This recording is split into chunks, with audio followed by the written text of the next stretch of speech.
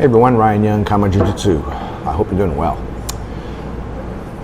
You know, on YouTube, we do a lot of videos that are not Jiu-Jitsu technique related, but we do a lot of mindset videos that are just as valuable, if not more valuable, than what we offer on our KAATAROJujitsuOnline.com channel. A little shameless plug there. You know, for those of you who want to learn Rick's and Gracie's Jiu-Jitsu, and you want to learn it from a Dirty Dozen black belt, Rick's and Gracie black belt, and Dave Kama, come join us over there. I think it'll be something that you won't regret. You know, you'll learn Rick's and Gracie's curriculum with the KAATARO Jiu-Jitsu methodology to learn it very quickly. Anyway, also you can visit us at one of our campuses, Irvine, California, Flower Mound, Texas, which is Dallas, and Austin, Texas. Come visit us soon, and we'll be happy to have you. So, you know, most of you know that I've been on a road trip in the summer, and it took me through the South and ended up coming back. So what I did was I had a lot of time on the road. So what I did was I read some books. Well, listened. One of the books that I listened to is called The 5-Second Rule, and it's a really good book. The name of the author eludes me at this moment. But the whole premise of it is that the brain has a trigger mechanism. So let's say you're thinking to yourself, I'm going to go approach that person. Right? I'll just think of it from my son's point of view, 20-year-old, almost 21 years old, and he wants to approach somebody and wants to go talk to them.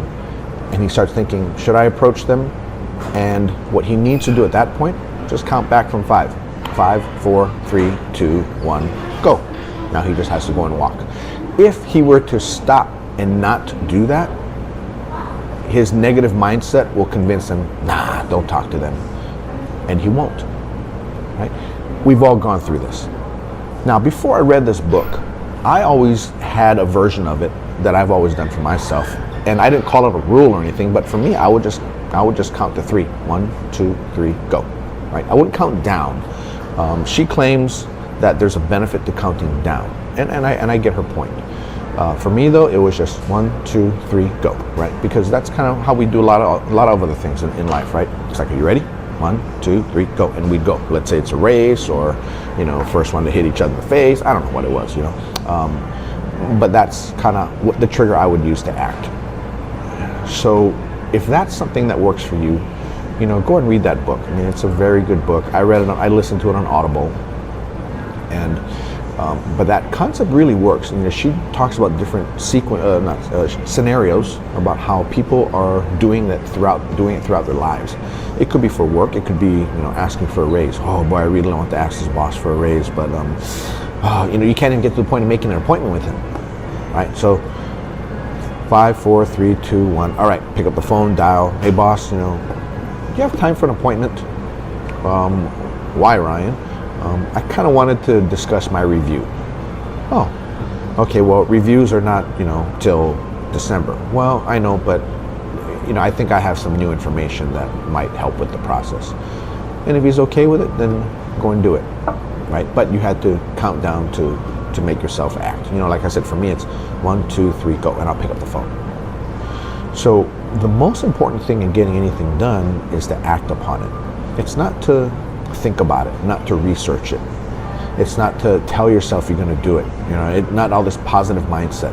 You just need to get up and do it, right? A friend of mine years ago, his metaphor was step off the curb, right? If you want to get to the other side of the street and you're on this side of the street, step off the curb and start walking, right? But a lot of people, they stay on their side of the curb, and they won't. They see where they want to go, but they're afraid for whatever reason. But there are no cars. So step off the curb. No, but a car will come, right? Your brain is playing tricks on you. So what we need to do is we need to hack our brain. And anything that'll work for you, do it, right? For me, it's 1, 2, 3. All right, let's go, right? For this, Mel Robbins, I think is her name. Sorry. With her, it's 5, 4, 3, 2, 1, go. You know, she was in a depressive state, and she had just watched a rocket launch from NASA. And you know, the countdown, and she just went 5, 4, 3, 2, 1, and she saw the rocket lifting off. And for her, it was just getting her ass out of bed, right? She's laying in bed and she wouldn't get up. She just keeps snoozing and snoozing and snoozing. How many of you do that, by the way, right? I know a lot of people do. I don't. I just get up. what I'll do is I'll let myself sleep to the very last point, and that's what I set my alarm for. So when I set my alarm, I have to wake up. So there's no snoozing for me. I just wake up. But I've, at one point in time, probably told myself, all right, alarm's great, beep, beep, beep, beep, and I just go, Ryan, you got to get up, beep, beep, beep, finally 1, 2, 3, all right, I'm up. Simple, right? It could be approaching somebody in your jiu-jitsu school about training with them, right? Someone who's really good. Maybe he's some high-profile professor that is in town, and you want to train with him, right? A lot of times these schools will have these stupid rules about never approaching a black belt to train with them. Why, right? So just go 1, 2, 3, go. Hey, I don't know if it's okay to ask, but I was wondering, is it okay if you and I train, right? And if he says no, then okay, well, all right, no then, right? But if he says, yeah, come on, then had you not acted, you would not have gotten to train with that particular person, right? 1, 2, 3, go. Or 5, 4, 3, 2, 1, go. Whatever works for you, but act, okay?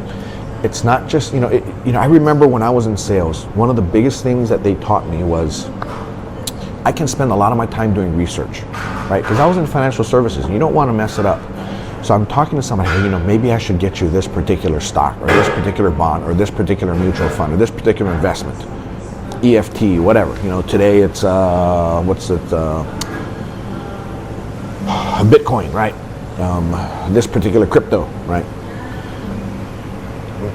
But I start telling myself, well, they're going to ask, tell me about it, right? What do you know about it? Okay, why would I want to do it? I'd psych myself out. So what I do is I would just research the hell out of whatever investment product I was looking at for a client, because I didn't know what to do if they asked me a question that I didn't know. So because there was always a possibility of me not knowing the answer to a question, I'd get kind of stuck. I'd be like deer in the headlights until I was finally told, Ryan, just go. You're never ever going to know every single answer to the question. All you need to do is just say, that's a good question. Let me get the answer for you. Jot the question down and move on, right?